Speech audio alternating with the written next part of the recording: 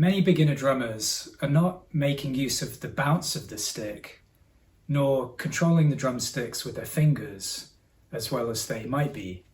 That was very much the case for me. When I started playing drums, I was enjoying playing and I was liking the sounds that I was making, and I wasn't worried too much about technique. If you learn good technique, then you can really play what you want to play much more easily and effectively.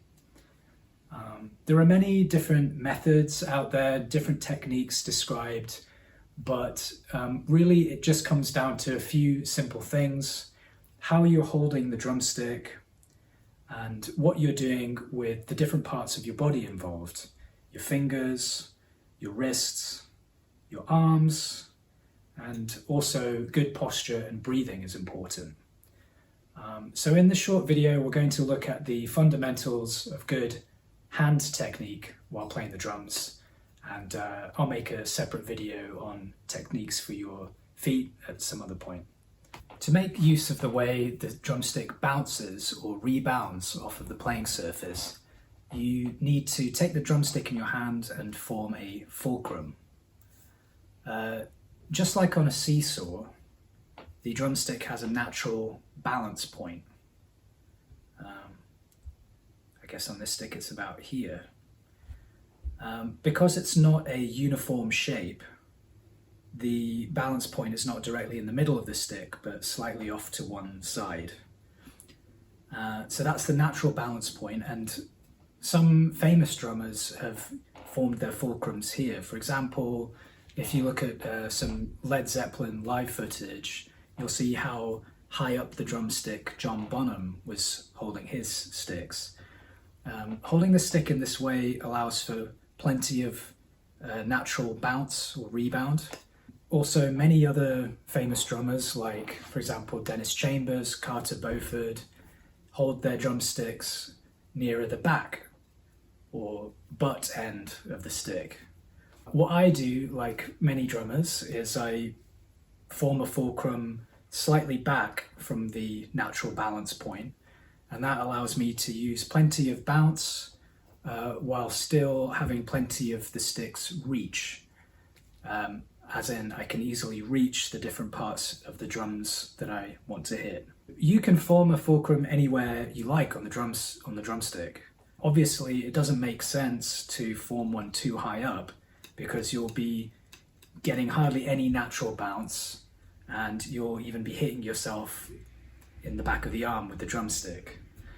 So really, a good fulcrum is formed at or just behind the stick's natural balance point. Take the drumstick in your hand and form a fulcrum. And that should be done by holding the stick between the thumb and the index finger like this. To get comfortable with your fulcrum, a good exercise is to bounce the drumstick off of the playing surface using the fulcrum only. So if you hold onto the stick with just your fulcrum, don't use your other fingers, and starting at a 90-degree angle to the playing surface, just bounce the stick off of the playing surface and allow it to come back up into your hand, like this. You should just gently flick your wrist and feel how the force is transferred from your wrist